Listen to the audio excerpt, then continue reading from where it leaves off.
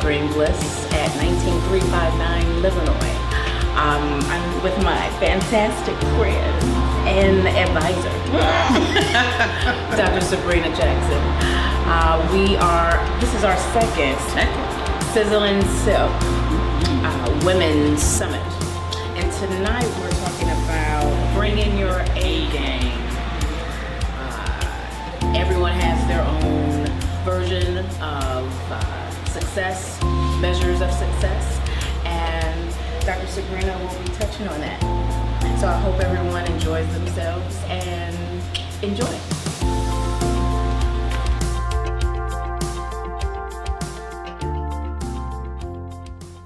You know, you gotta talk back to me. Good evening, ladies. Good evening, Dr. Sabrina. There we go, that's what I'm talking about. And ladies, we are talking about insecurities from last month, we talked about insecurities because many of us, when we go into relationships, when we go into new jobs, anything that is tackling how we really feel about ourselves, our insecurities will rise up. So we talked about that, and we talked about some things that we can do to overcome them. You need to identify them and get past them, because you can't allow those things to paralyze you. But once you really understand that you have insecurities and you've dealt with them, now tonight we're going to talk about what things do we need to do to bring our A game. How do you bring your best to every single situation? I don't care whether it's in your church and you're serving on a committee, I don't care if it's on your job, I don't care if it's starting a business, and I don't care if it's just hanging with your girlfriends. Every time that you show up, you want your best to show up. So I have a question for you ladies. What is your definition of an A game? What does it mean to bring your A game? What does that sound like, feel like for you? Because I know what it feels like for me, but what does it feel like for you? Number one thing would be confidence. Confidence. Bringing your confidence. What else? Preparation. Okay, well, preparation, you're prepared. So you've done be the best you can be. You're confident, you have prepared yourself, you're bringing the best you that you can bring. But how many of us know that our best changes from situation to situation? Yes. Your best changes, because I am different when I'm happy, or when I'm sad, or when I'm grieving, or when I'm sick. So if in any moment all I did was the best I could do, that's all I can do. But oftentimes one of the major challenges we have in bringing our A game is allowing other people's definition of what that should be and look like influence what we think. So the number one thing is we have to make sure the number one voice beyond God that we listen to is our own. Oftentimes we have other people that we value what they say and what they think more than we value what we think and what we say, and it can knock you off your square. I got an example for you. Years ago, many years ago, I was working for the county, Wayne County. I was the youngest person in administration for the mental health board. And in that position, I was doing real well. I was traveling the world. I was speaking. I was doing all this stuff. And then I decided to quit and create my own company. When I decided to quit, my colleague, who I valued her opinion majorly, because there's things in my career that I do to this day that she taught me. And because she was such a value in my life, what she said mattered to me. So she told me one day that she wanted to take me to lunch and have a sister girl conversation. I should have known then it was some stuff in the game. And so when she took me to lunch, she says, well, Sabrina, if you're gonna be a professional speaker, you're gonna need to lose a considerable amount of weight. Because have you seen a successful speaker that's full figure? And as I began to go through my mind, I had not at that time. And so then I says, it automatically stuck a pin in all the preparation I had done to leave my job and to start my business. And so she went on to say that all that stuff about being big and beautiful and full and fabulous is a bunch of crap. So you really need to lose a significant amount of weight. So I began to do some things. I joined Weight Watchers, where I just kind of watch the weight grow. I purchased Slim Fast, which was really Slim Slow. I joined Jenny Craig, and she really was not my friend. But in the midst of all of that happening, people were still calling me from all over the world to come and speak. So I had to kind of step back from that and say, am I going to pay attention to the random utterances of the crowd, or am I going to pay attention to the doors that God is opening for me? So I decided to do the latter. And so if I never lose a pound, I'm an amazing speaker. And so the other thing that I learned is that sometimes we get so caught up in the packaging of a thing that we don't deliver the thing. So I had an opportunity when Impact Network first started. I was called over to meet with them. I was one of the first people to get a written contract for my own TV show. Now, if you notice, ain't none of y'all ever seen it. Because I never did it. And let me tell you why I never did it. I would do this every day. I would wake up, look at the contract, read it over, be really excited, and then stick it in the drawer and go do something else. And so I had to be honest with myself. The reason that I was not doing the TV show is because in my head I was saying, I don't want to be fat on TV. So I just didn't do it. Every time they would call me and says, well, are you ready to come in the studio? We're ready to start planning. I said, oh, I'm so busy. Oh, I have so much on my schedule. I'm traveling, I'm doing this, I'm doing that. But the real reason was I didn't want to be fat on TV. So a very good friend of mine, the late Bishop Earl Wright, I was talking to him and I shared with him how I was feeling. And he said something that just floored me. He says, you know, daughter, God knew the package you were in when he opened the door of opportunity. Right.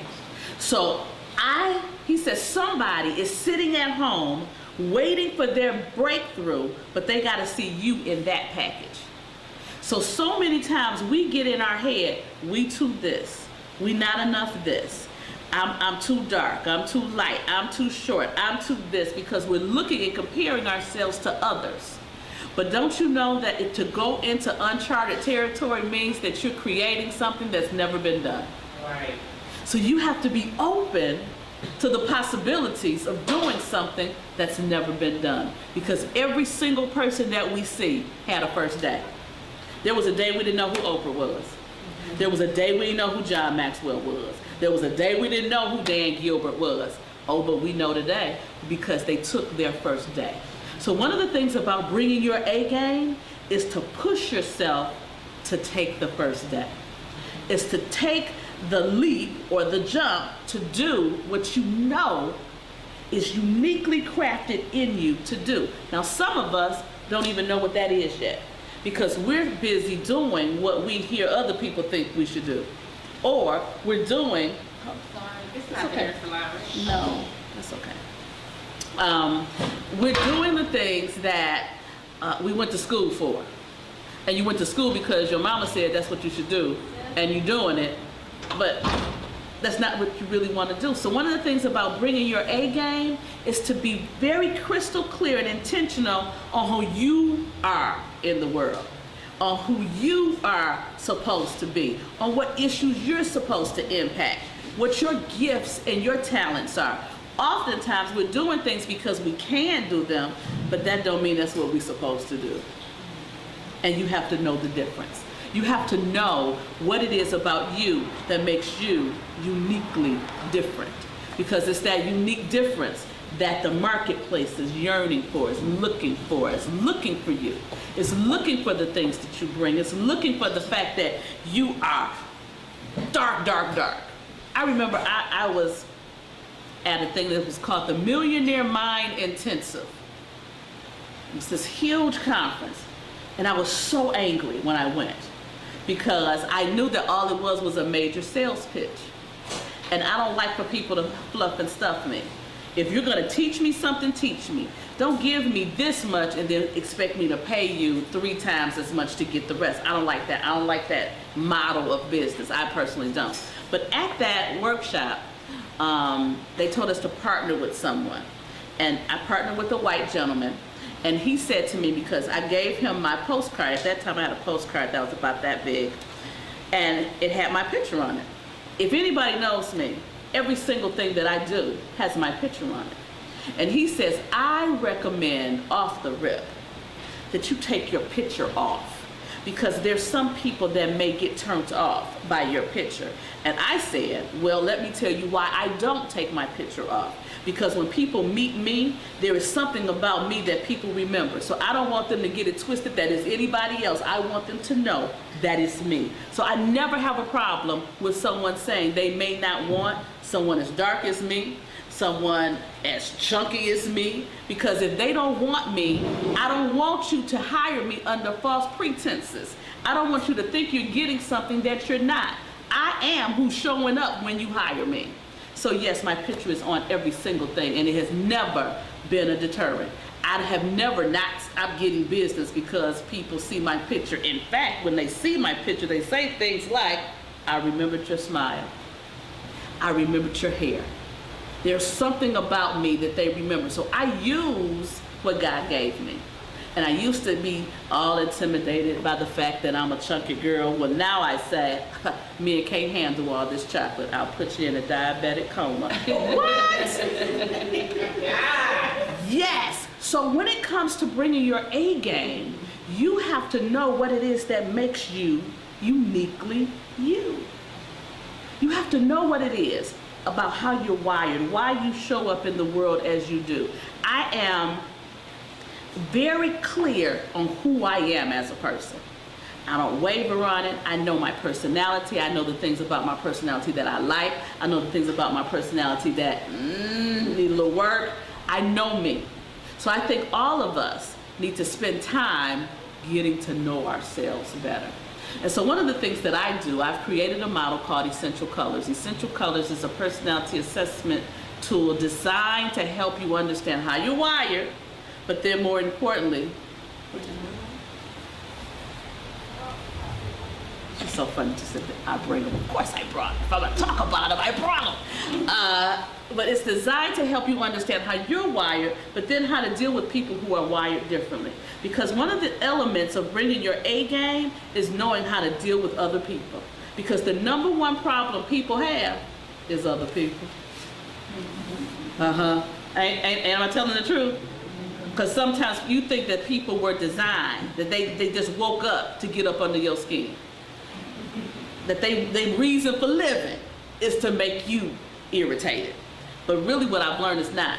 It's really for them to just do how they're wired and to do the things that makes them uniquely them. And when you have your opposites, that's when the conflict occurs. But if you know what you're working with, then you don't take it personally. You just don't. Take one, pass it around. I'm gonna keep one for myself, I guess. That's good. So they're coming around, and as they come around, find a pen. I know y'all think y'all was coming to a workshop and that there was not a need for you to write. We're writing tonight. Gonna find some things out about ourselves.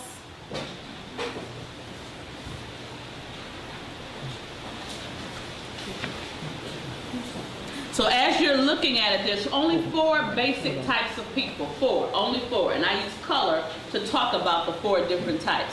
The first color is blue. Blue people are people. They love people and people love them. They wear their feelings on their sleeve. So if they're happy, you know it. If they're sad, you know it. They value relationships more than anything. And they love love.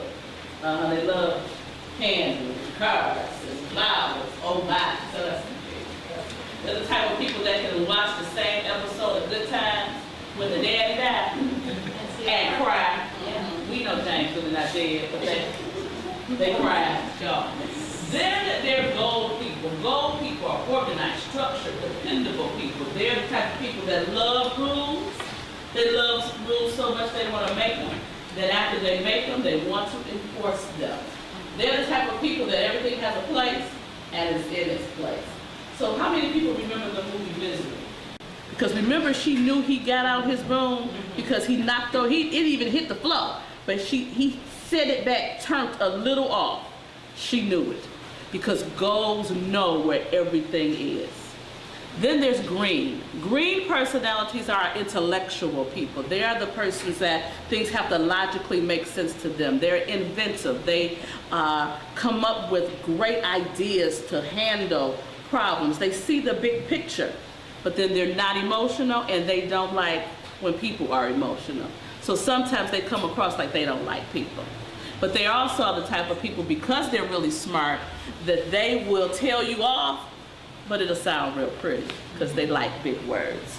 And then the last color is orange. Orange people are rule breakers and risk takers. They're charming, they're witty, they are the life of the party. The party don't get started till they show up. And they really believe that it's better to ask for forgiveness than to ask for permission, because they don't like nobody telling them what to do. Look at her. But out of the 4, they get the bad rap. And they get the bad rap because they will break a rule on purpose. However, they handle crisis the best. Because when crisis happens is when they turn on. They will do what's necessary, concise, quickly, without emotion. A blue, we got to calm them down because they upset and they crying. A gold, we got to give them some paper and pen so they can make a list so they can check it off. A green, we might not even find them at all because they are someplace reading and researching all by themselves. In the meantime, the house is really on fire. We turn to our oranges to get us out. So the way you take the test, you have 5 rows. Rows go across. In each row, you have 4 sets of words. And you're going to read each set of words, and the set of words that best describes how you naturally are in that row, put a 4. The next like you in that row, put a 3. The next like you, a 2. And the last like you, a 1. So in every row, you must have 1 4, 1 3, 1 2, and 1 1. Do the same all the way down. When you get to the bottom, it tells you which lines to add together. Every line has an alphabet in front of it.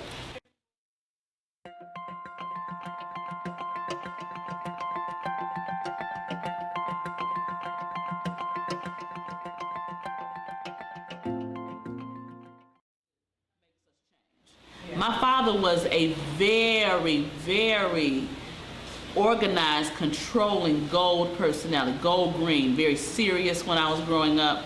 But then when he got older and he began to really start to look at the fact that he was nearing the end of his life, he was so blue. It just really, we were like, who is this person?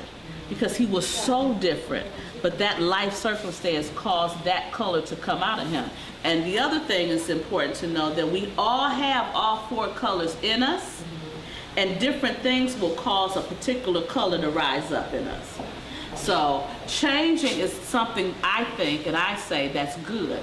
Because when you stay stuck in your primary color, say like if you tested a 20 on something, and you're always a 20 on something, then that means you're not growing, you're not changing, because you should lower your highest color and then up your lowest color. Because the more blended you are, the more balanced you are, the better you are at navigating all your relationships and not just the ones that's easy. Well, what if you really identified with your previous color? Okay. And so do you use this tool as a tool to know to do things to get back get your groove back, because perhaps I feel like, okay, I'm out of my space really, and I need to get back there. So Okay, instead let me of say this.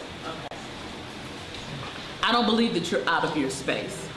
I believe that life happens to help us to grow and to stretch us. Because whenever we're stuck in our primary color, we're saying, God, don't use the rest of me, just use the parts of me I like. And so when we strengthen our lower colors, then we're saying, God, use all of me. Because what if you go someplace and you're on a team, or you're on you're working as a group, and your lowest color ain't there at all, and you know it ain't represented at all, but you know it and don't nobody else know it, then you have the choice to bring that lowest color because you have the information. I feel information is power. So at any given moment, because you have orange and you know the orange in you and you know the orange things you like to do, you can make the choice. Today I'm doing orange. I need to feel that. I can do that. Because one of the things that I challenge people to do is, once you figure out where you're at on the color scheme, whatever your lowest colors are, is to make the decision to do something to up that. So if my lowest color is gold, which mine is, I purposely do things that's gold, so that I can strengthen that in me, so that when it's necessary to pull it out, I'm able to pull it out. I may not operate there all the time, but when I need to, I can walk in it. It's a powerful thing. So when I see people that's tied on things, I think that's great. I think it's great. What colors I got over here, ladies? So I have 20, a perfect score for orange. Oh my! Lord Oh help. my! I have 9 for gold. My second highest was the blue, was 14. Then gold at 9, and then 6 at green. So I got some work. Yeah, you gotta work on the green. So yeah, maybe read a book or something. Maybe read a book. Maybe learn something. Maybe learn something. Maybe learn something. Chelsea. My highest is blue, it's 14, and then gold at 13, and then orange and green is 10. Wow. Very balanced. Pretty balanced. There's Gold, orange, What was your first one? gold, Number. 15, I'm sorry, 15. And then your next Then color. 13, orange, and then 11 blue and 11 green. Okay, so you're pretty balanced, but the orange and the gold are opposites. And because they're opposites, the gold in you wants to do the right thing. The orange in you, not so much. So the gold in you will be like, we're doing this, we're gonna do it this way, we're gonna follow the rules, I'm gonna make the rules, and then the orange in you will kick in and say, I ain't doing none of that. I ain't doing none of that because I want to have fun today. Ooh, ooh, ooh. So that duality in you is ever present. It's just ever present. Unfortunately, I didn't do it because I did it 2 years ago. 2 years ago, And- all my friends take the test all the You time. can change, right? You can change. Biggie's taking the test. How many times have you taken the test? And I know Brooke probably done took it the most in the room, because she with me every place I go mostly, and she takes it. I'm orange, I know I'm orange.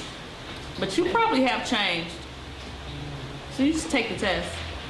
Thank you. Okay, so orange, I got 18. Gold, I got a 12. Blue, I got a 10. And green, I got a 10. Wow. Yeah, that orange.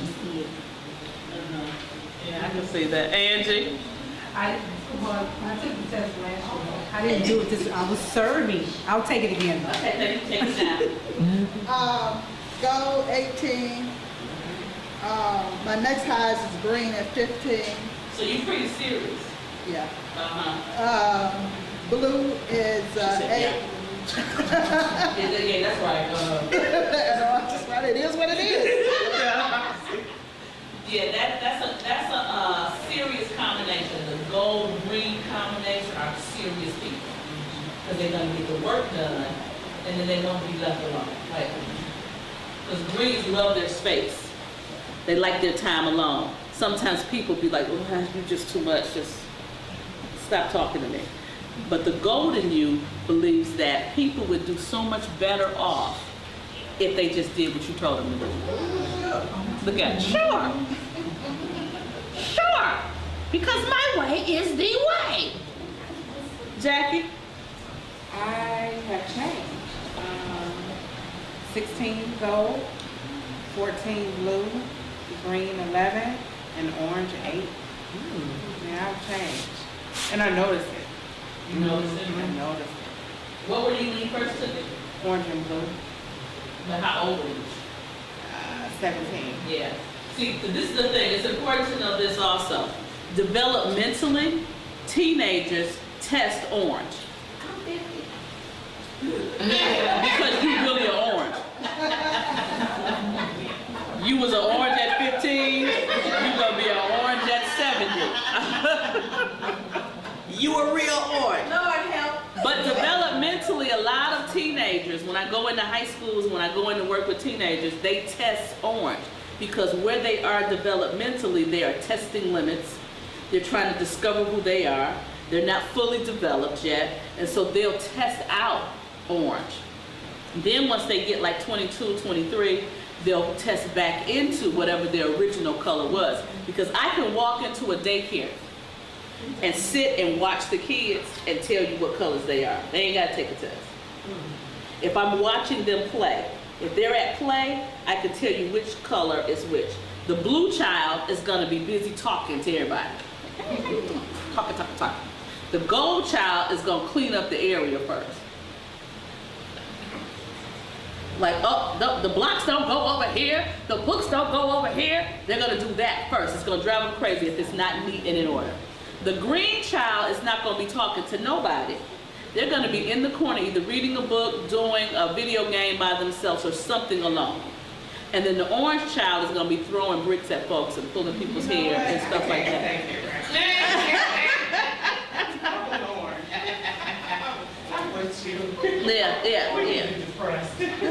So, but this is the thing. I always say, when you know who you are and how you're wired, then it begins to tell you what type of people are your opposites and why they rub you the wrong way. So if your first color is blue, greens rub you the wrong way. They just do. Because greens don't like emotion.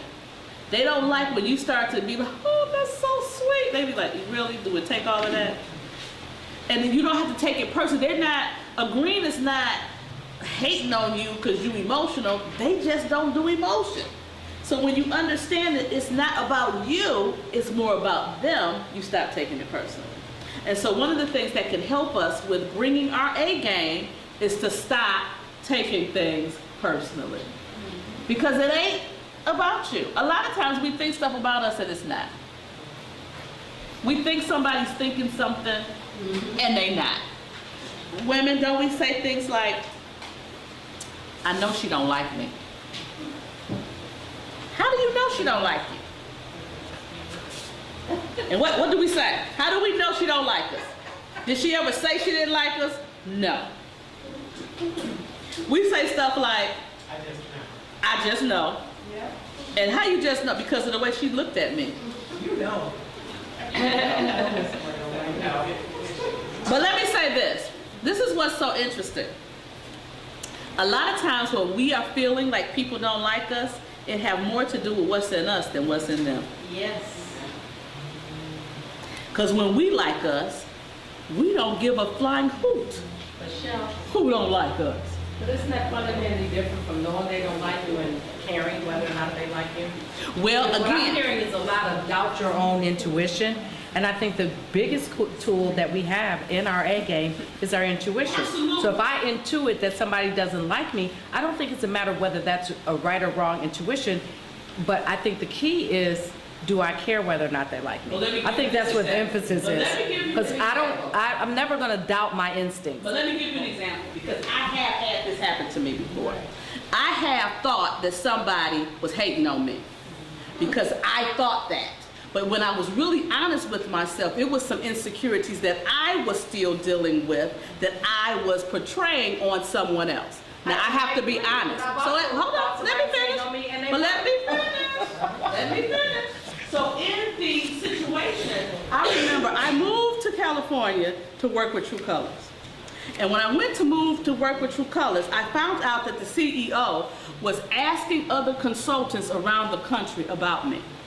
And so I had assumed that they was trying to terminate my contract. They had a huge contract that they were negotiating for me. And I thought, because they were white and because they didn't have any other black people there, that it was a negative thing. And so I'm in my mind, I'm working it all out, I'm ready for them to go off on me, I'm just ready for all of that. So finally, he calls me about something, and I asked him. I said, well, I understand that you're going around asking people about me. I really would appreciate it if you have something you want to know about me. You just ask me. He says, well, Sabrina, I was asking people about you because we were getting ready to offer you the CEO position for the company. But it was my thinking that had me tripping. It didn't have nothing to do with him. It had everything to do with me. So as we understand ourselves, we have to know the difference between the two, because of course we can know if somebody's not liking us, if they're hating on us, but sometimes we can get that message wrong if we are in a different space. So we just have to know the difference between the two when you're bringing your A game. Isn't that fundamental difference between what you think and what you feel? Because intuition is in the gut, it's in the instinct. What we think has largely to do with how we socialize and how we continue to socialize ourselves. Okay, so all I'm saying is I think we need to discern the difference between intuition and monkey mind, what I call monkey mind. Stinking Okay? thinking. Yeah, yep. Stinking thinking. Yep, stinking thinking and negative thinking. But when your gut tells you something, you know, I think one of the things that have happened to us as a people, particularly as women, because we have intuition, we have mother's intuition. We have to discern the difference between intuition and negative thinking. And discern the difference. Intuition we pay attention to. Negative thinking, throw that crap out with the wash. Throw the negative thinking. So I like what you said about you kept pointing and saying, I kept thinking. You kept thinking. It was the stinking thinking. It was Oftentimes, stinking thinking. it's that negative thinking, that gnawing in our head that'll have us acting a certain way. Often, you're right, a reflection of, usually what we're thinking in this moment is a reflection of something that happened to us in the past. Absolutely. And the amygdala is making a connection Absolutely. and responding. Absolutely. Well, there's Absolutely. something wrong with me because I don't never think like that. There's nothing wrong with you. I'm not, is there something wrong with me because I never think like that? You never think that somebody don't like you? Yeah, I mean, just like I never think it, I know. I can see Because it. that's your intuition. Yeah, I just know. It's- So have you ever, let me ask this question, have you ever felt like somebody didn't like you, but then had a conversation with them and you were wrong? Yes. So you say no, who said no? No. You've never had that happen? I'm agreed. You what? I'm agreed with you. I have had it Had happen. that happen? I felt like something around, when I got around them, I felt a certain kind of way, like, let me stay away from them, that vibe was, you know, I have a good friend, and y'all know her too, Shar. Shar is a very good friend of mine now. And Shar was real standoffish with me. I never knew why. I ain't never do nothing to Shar, so I ain't know why she was standoffish with me. I didn't have a problem with her, but I just figured she had a problem with me. But then she came to me one day, and she said, Sabrina, you were hanging with a person that I did not like. The person you was hanging with, I didn't like. We had some business dealings and it didn't work out. And because you were with her, I made the assumption, that thinking, that you did business like she did business. But I don't do business like she does business. And so people kept telling her, oh, you need to meet Sabrina. Sabrina, cool. She said, well, you know, at all that time, everybody talking about they like it. I might as well see what you about. And so, guilty by association. But it was really a powerful thing that she took the initiative to come to me and tell her truth. Because sometimes just telling that truth can heal a place that didn't need to be there. You know, and we are extremely good friends now. But that is something we need to do, especially as women. I think sometimes as women, we just don't be honest with ourselves enough to then be honest with the other person. Because we don't do that conflict thing all that well. I know some people who do conflict really well. They're gonna be, oh no, Angie's a conflict well person. Brenda, she a conflict well person. You a conflict well person? No, you're not a conflict I well. don't like conflict. You don't like it? I try to just keep it nice and calm, because I have like a short fuse. So conflict will bring it out quick. That one has a short fuse. I saw her behave a certain way, and I was like, I didn't even know who she was. Like, who is this person? But it's important that you do know that about yourself. It's important that you do know that if you push me here, it's going to cause me to go all the way over here, and you don't want to see that. And when you're talking about bringing your A game, where you are, who you're in front of, certain people you don't even want to see. You don't even want to see that that's the way you handle conflict. So another piece of bringing your A game is really knowing how to use intellect to handle conflict. See, I am the opposite. Like, I would see something, like, visualize it clear as day in my intuition. I'm like, oh my God. And I would use my mind to try to create a more positive thing. And it comes out that my first gut feeling was right. And that's my struggle as far as bringing my A game, because I would like to believe all people are good, all their intentions are good. I know, right? I know. And even with all the trials and tribulations that I've been through that you and I have discussed privately, even with that, I'm still like, it's okay, this person is good, you know? And, you know, and it's like, but my gut is like, Jack, hold your horses real quick, because this ain't what it is. And I'm like, but it's going to be different this time. And it's even, what's the example? Give you an example. I met a young lady. She lives in my building. She has about 7 kids, and she has 7 different fathers. And so she has 7 kids and 7 different fathers. And you know me, I don't have any children yet. I decided that I was going to wait until I'm married, or I don't want to have any. And so we would talk about things, and I would talk about my goals, and she would initially think that I was talking about her. But once I found out that she had the 7 kids, and then none of them had graduated, and I'm pretty sure she didn't either, I was like, oh, Jack, this is going to be a problem. Your natural you, who you naturally are, what you naturally bring to the table, to a friendship or whatever, your creativity, the way that you talk, or the way that you can talk, because you can be ratchet too. So the way that you can talk is going to be a problem for her. And this is not going to work. And I'm like, oh, it's going to work, oh, it's going to be cool, and it didn't work. And so that's the trouble I have in bringing my A game. Because I like to believe that it worked, but my gut, right before it even starts, like, no.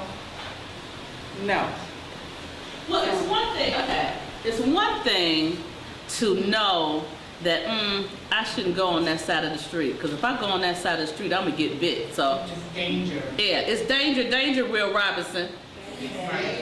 Danger, Will Robinson, danger. It's one thing to do that. And so if I know, because oftentimes, just like Nina said, sometimes I have new, don't take that job. Don't take that job with that person. That ain't gonna work. It ain't gonna work for them, and it ain't gonna work for you.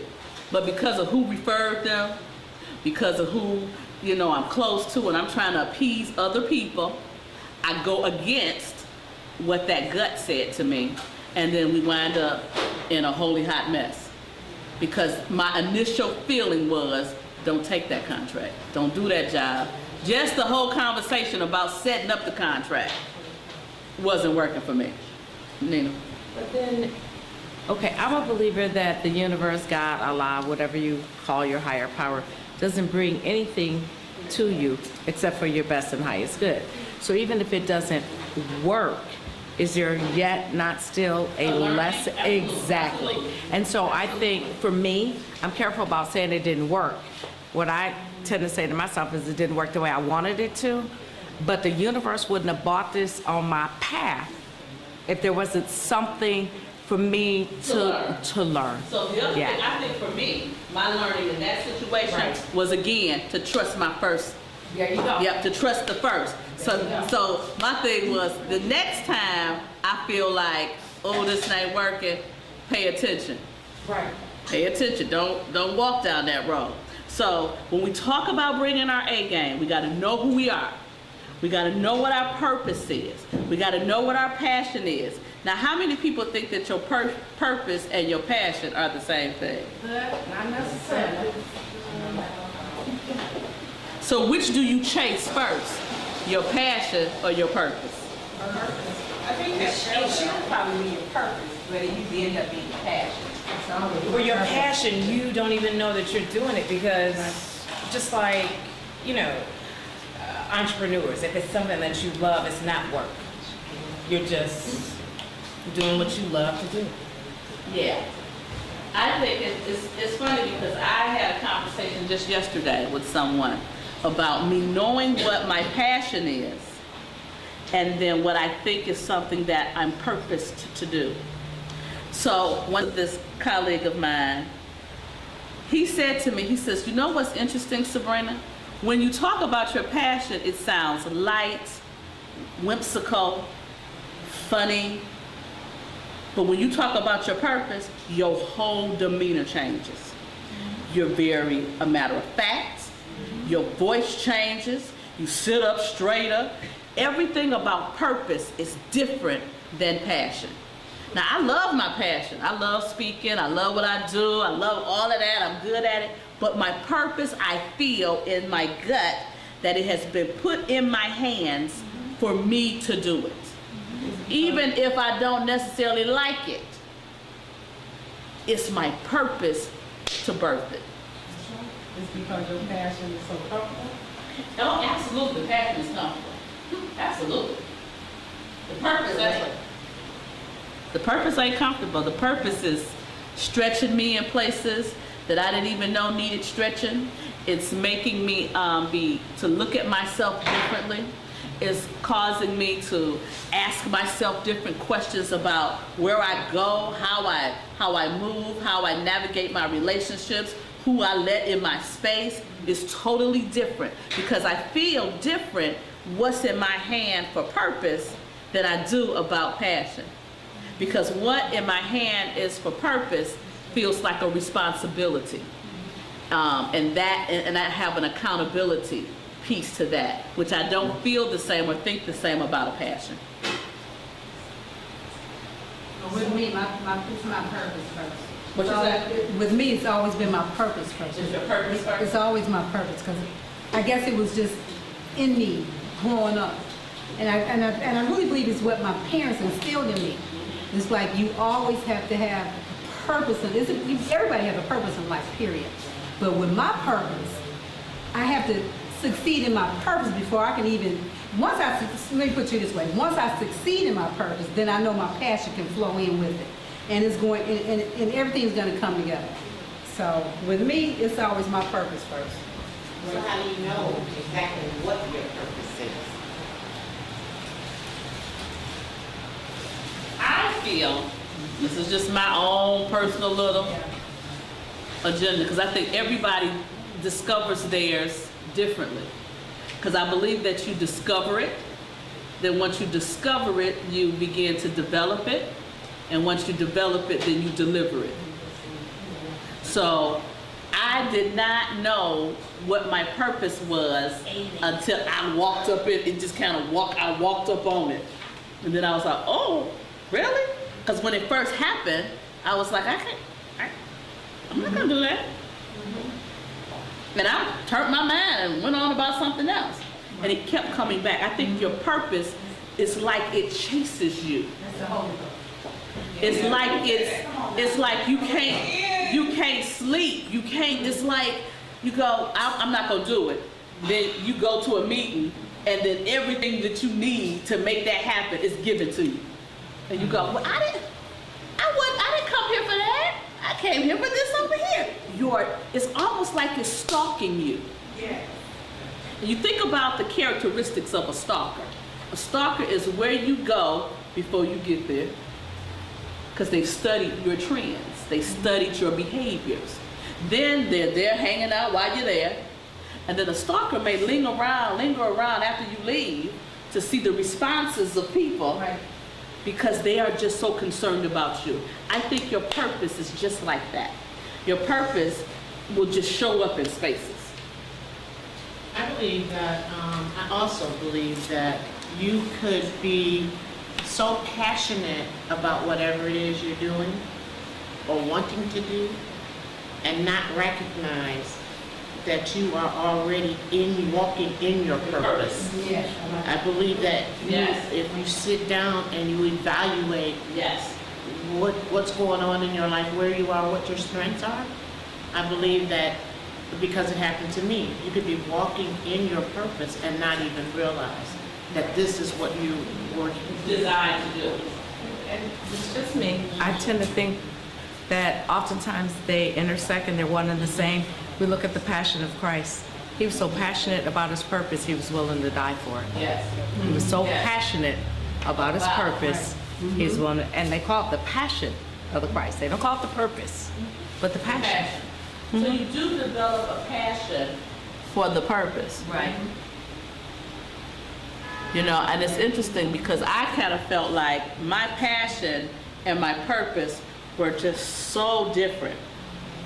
I felt like the speaking and the training and the radio and all that kind of stuff was over here, and the purpose of doing the school is over here, and that never should the twains meet.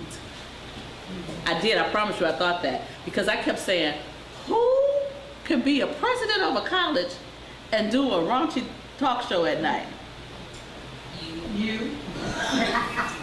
Who can be in movies and be a president of a college? Because in my mind, and we go with that thick stick and thinking again, but in my mind, I had in my mind what a college president looked like, sound like, feels like. And at that time, I didn't think it was me. And both paths, be it the president of a college or the late night talk show, right? They were both educational. They were both informative. They were both about helping people expand and grow. Whether you're the president of the college, which is an educational institution, or doing that talk show. The intersection is where they were both about helping people expand and grow. It's funny that she says the word intersection. There's a book. You can write this book title down. It's called The Medici Effect. The Medici Effect. Spell that, sister. Yep. Okay, wait, hold on. For me, anyway. Let me look it up. The Medici Effect is a book that talks about when you find two things that looks like they have absolutely nothing in common, and find where they intersect, then that's true innovation. So it's so funny that you said that, Nina, because now I see the true innovation of it. Because it is true innovation. It's never been done before. Because I know, I was praying and it was like, well, you can't look at what other people did because they're not you. Right. You're not gonna bring them to it, you're gonna bring you to it. And so how you do you is what you bring to the table. But the other piece to that is that you still have to always be doing something. Because oftentimes when we think that ain't it, or we're not good enough, or then we stop. At least I know I do. I'll stop. I was like, I ain't doing nothing. I ain't doing nothing over here. La la la la la. La la la la la. And then gotta go. La la la. And then gotta go. Oh, let me go around there and put it in her face over here, because I trust and believe he keeps putting it dead in my face. Putting things in my lap. And when we don't step out on and do the things that we know we're supposed to do, Chansia, You know what God has given you to do that's going to bless somebody else. And you just go, I don't know if I'm ready to do that yet. We holding up somebody else's blessing. That's right. We're holding somebody else's opportunity up because the opportunity and the door for them to walk through comes through your obedience. It comes through you doing what God has given you to do.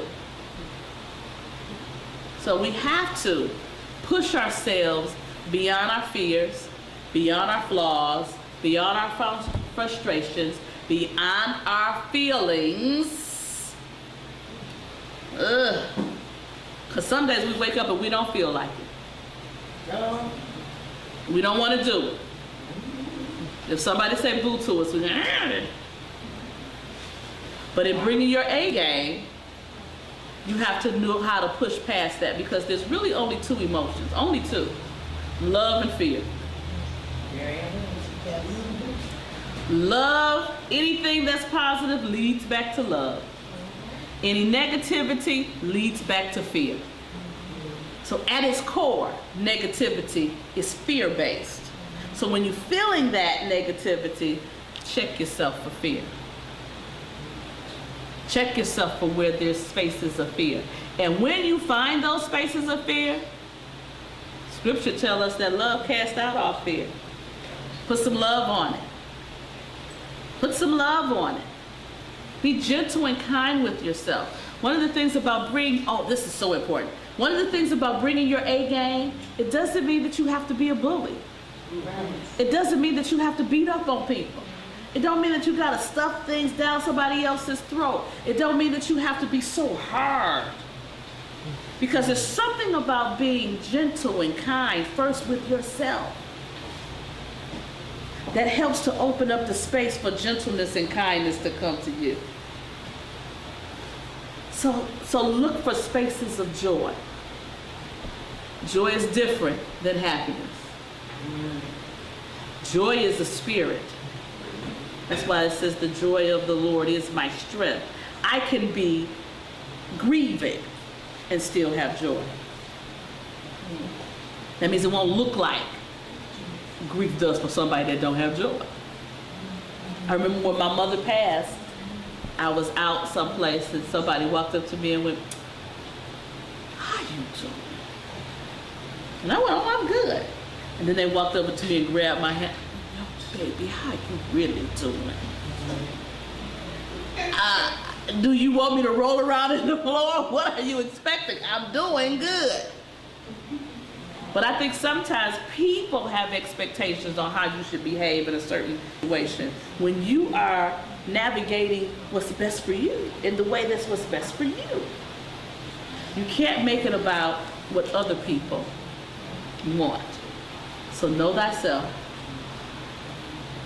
Make sure that you know how to navigate those spaces of conflict. Use intellect. That's why aggression is never the tool. Because there's a reason why God gave us dominion over animals. Animals are aggressive. They fight. But he gave us intellect. And we should be able to use it. So remember my son was young, he used to always say, "Well, Mom, if somebody do this to me, can I hit them?" And I would just say, "Show me you can think. Show me you can think. Show me you can think." Because your intellect is what's powerful. It's being able to use that after you've moved past and pressed past all them negative emotions. The other thing is about making sure that we're coachable. Because all of us have spaces where we need to get feedback and then implement feedback. Because the number one reason why people fail is when they're not coachable. Can't nobody tell you nothing. How do you get better? I'm the featured speaker for tonight, but I know that there is amazing women in the room tonight that have done and continue to do amazing things in business. So I'm going to open it up. It's not just going to be me giving tips, tools, and strategies to people who find themselves at their job and business, in their relationships, where they feel like they're not bringing their A game. They're not bringing their best. Because when you get to a certain level or a certain age in life, certain things in life will overshadow what you're trying to do. And I'm sorry, just to add to that, just not in business, as far as bringing your A game, you have to bring your A game in your relationship also. Because just like women, we complain about men, it's sometimes we slack also. Because we are accommodating everyone.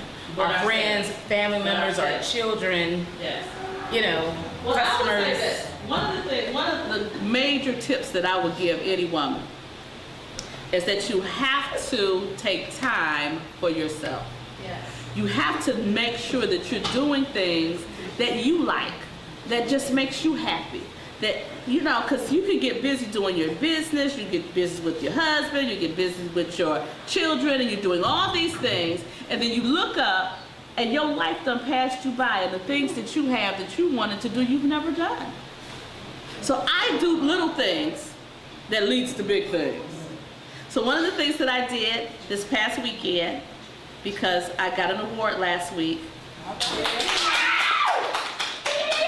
I rewarded myself. I took myself to a hotel with a jacuzzi, had a massage, ate my favorite meal, which is oxtails. Where'd you get them from? LaPay. It's called LaPay. It's L-A-P-E. What's your name? It's on 7 Mile, East 7 Mile, Hayes. Hey, so you gonna put some oxtails and some macaroni and chicken? Oh my God, it was so good. But I did that, and the other thing I like, and it's just this, just real life stuff. I like when I go to a hotel, get naked,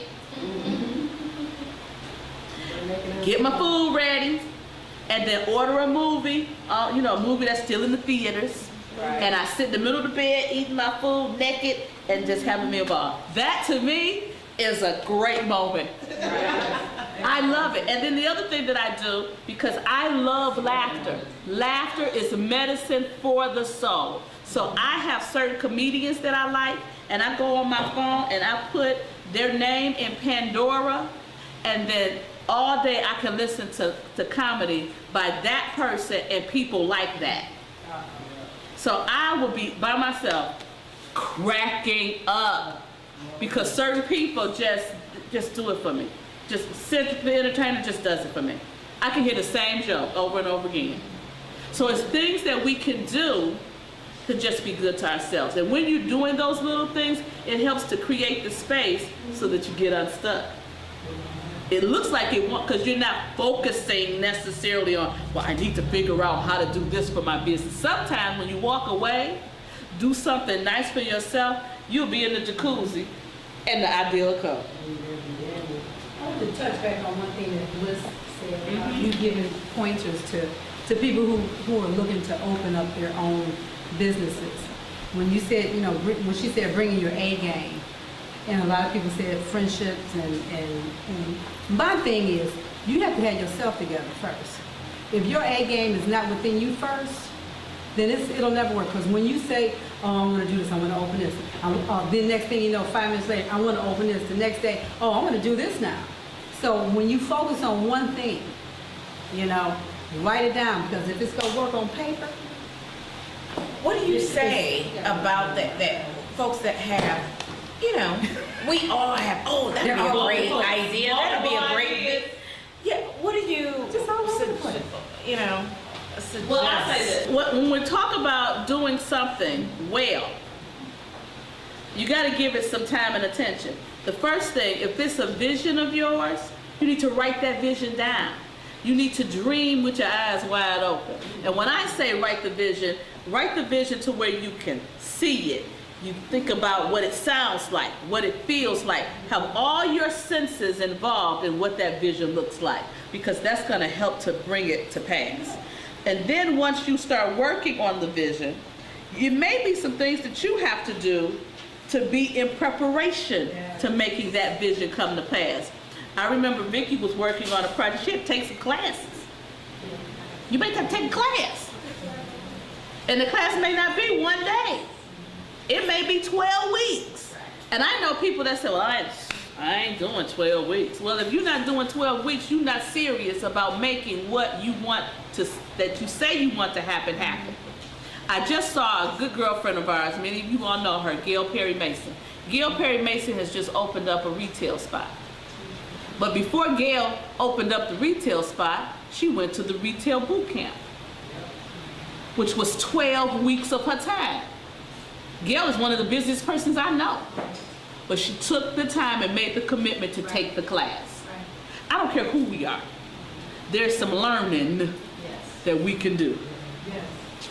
And so those 12 weeks represented an investment in her commitment, not just the class. Gail Perry Mason is an amazingly brilliant woman. She's smart as all get out.